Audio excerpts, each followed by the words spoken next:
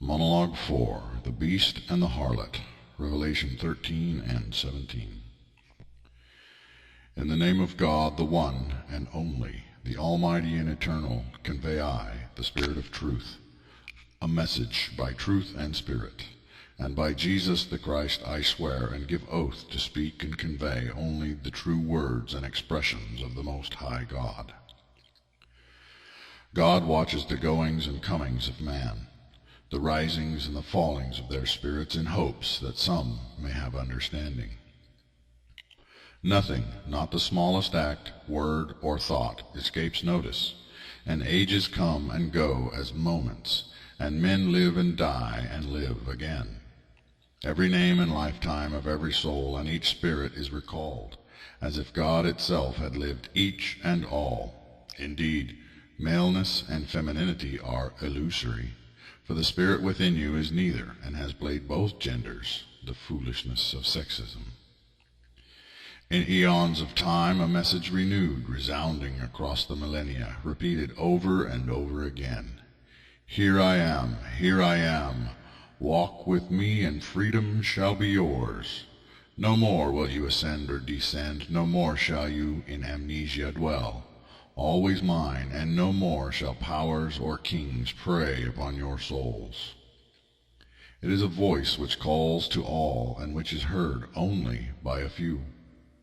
Desire and will, a yearning for something more than fleshly pleasures or earthly pursuits, an urge for something more than vain or nonsensical material passions.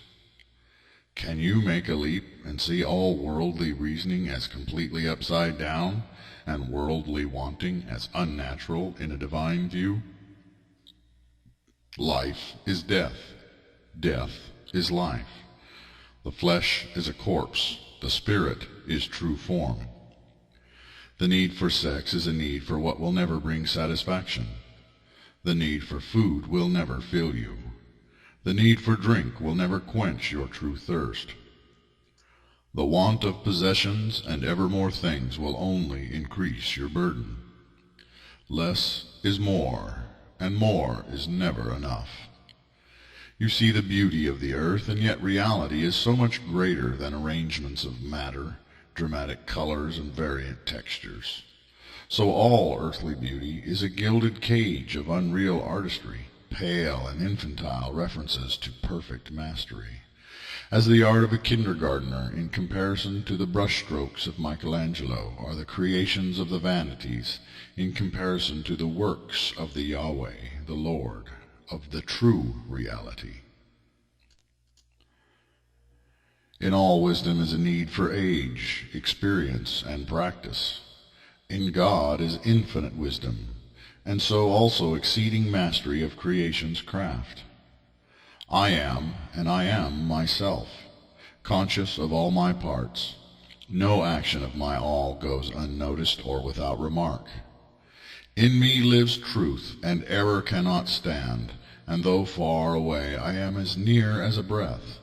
Though beyond comprehension, still I can comprehend, and reach down from the highest place to the lowest depths to converse as an atom with an atom, a single-celled microbe with another microbe, a worm with a worm, an ant with an ant, a fish with a fish, a rat with a rat, or a man with a man.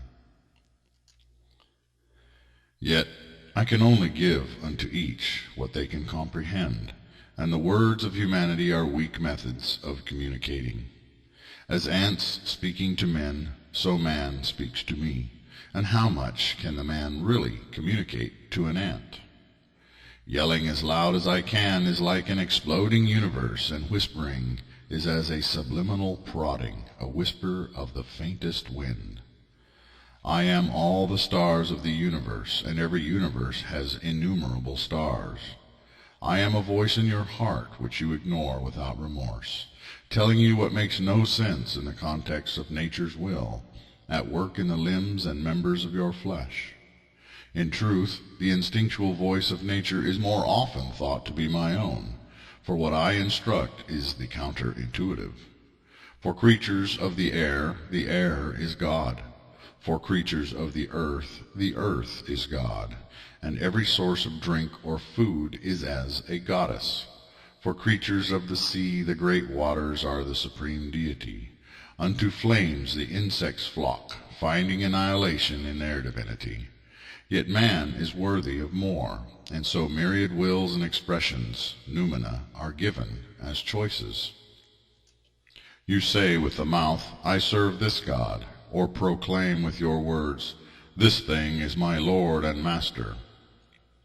I say unto you that it is not what you claim as a deity that counts, but it is what you show that matters most. With actions and the heart's fond contemplations, a man or woman chooses their deity.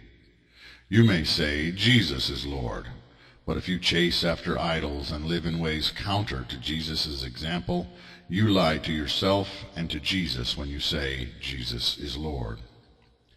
If you say, Allah is God and I have no other, but then you break the commandments of Allah, your God is what caused you to break Allah's laws. In ancient days, by measurements of men, sex and fertility were personified. People fashioned images and bowed down to them. They offered prayers and gifts, even sacrificing animals and other humans, or performing rituals of dance and orgiastic rites before their carnal vanities of matter and fleshly desire. In ancient days, by the reckoning of man, great temples arose, and devout priests venerated gods of war, death, rain, sky, sun, water, and numerous other natural things. When in service to the many masters of the world, humans performed acts of veneration profane and artistic, and annihilation awaited them at the hands of the vampiric entities that inspired such vain and fleshly religions. Still men and women, by their deeds and the consensus of their thoughts and obsessions, serve those ancient idols and the twisted minds behind the icons and names of old. Warmongers, sensualists, naturalists, still worshipping their gods of nature and desire.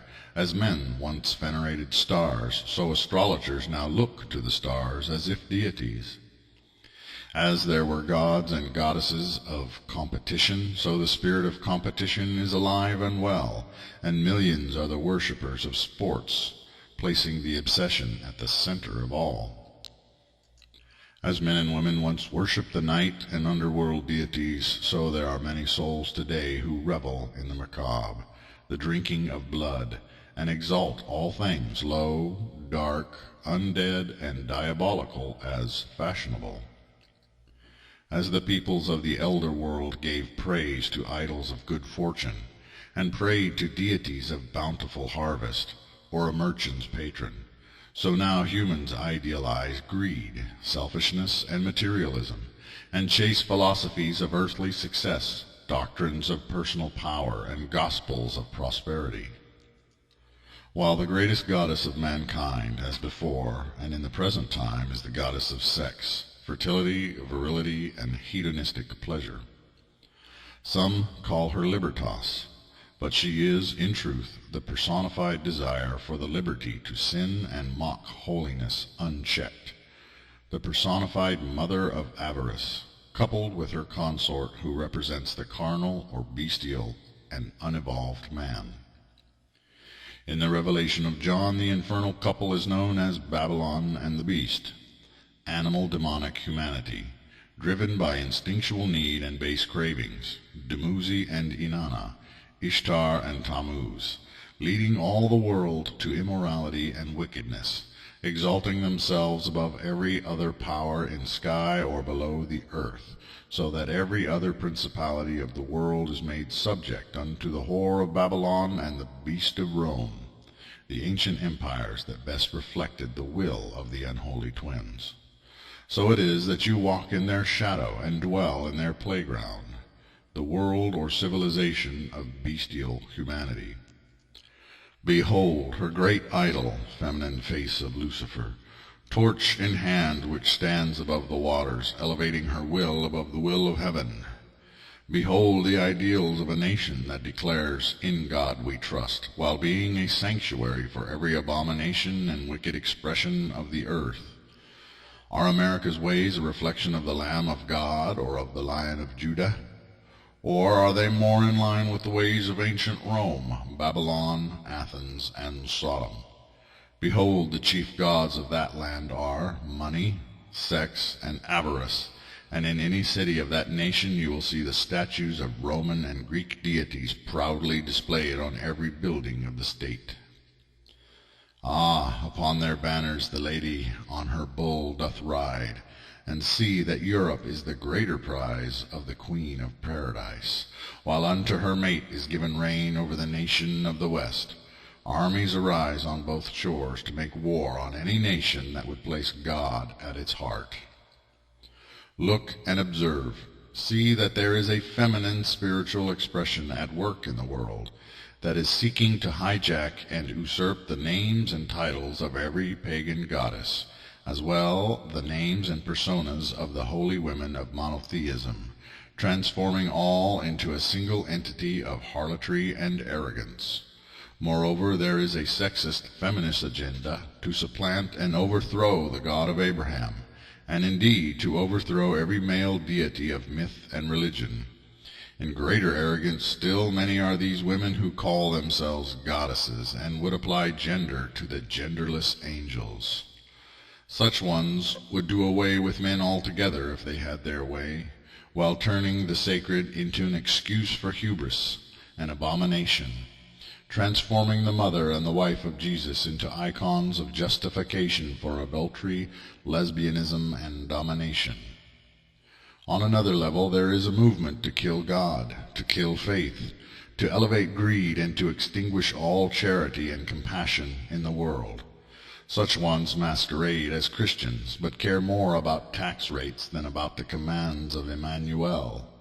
This same anti-spiritual force glorifies war, pride, vanity, and bestial maleness above faith, hope, and love. These would rewrite history, transforming Jesus into an icon of macho power, and the prophets into patriots of materialistic and militaristic nations. I tell you true that within God there is no gender, and those who divide God into male and female, or who seek to place many mediators between God and man, are peddling false gospels and creating counterfeit Christs, false saviors. I may appear as I choose, projecting images as I see fit, but they are mere masks. Sexism, whether chauvinism or feminism, is abhorrent before me, for such concepts are low and degrading to the human spirit. Only the vanities care about such anthropomorphic distinctions, while the ascendant should know better, and all who turn to the worship of angels and saints have by their actions only offended the very beings they have sought to venerate. Note 1. Allah's law here refers not to the man-made traditions and cultural habits of the Sharia law, but to the example and principles laid down from old. Note 2. Vampiric is a reference to the growing number of those who claim allegiance to or love the ideal of vampires, and the various cults that have arisen that are centered around the veneration of a vampiric ideal, as well as to the unholy, unseen rulers of the world who suck the life out of humans to feed their need for stimulation. Moreover, vanity, vanities, and powers are mentioned in various translations of the Bible as the false gods. Note 3. Dummuzi and Tammuz are the same Sumerian, Babylonian, and Canaanite deity worshipped in ancient times as the symbol and god of male fertility and springtime. Even some Jews, namely women, turned to the cult of Tammuz, and the prophets denounced this. Dummuzi mythologically was the consort or husband of the goddess Inanna, and Tammuz was the husband of Ishtar. They had a love-hate relationship, and represent in this writing the sensualistic and bestial nature of mankind. Nature is not the evil. The debasement of nature is.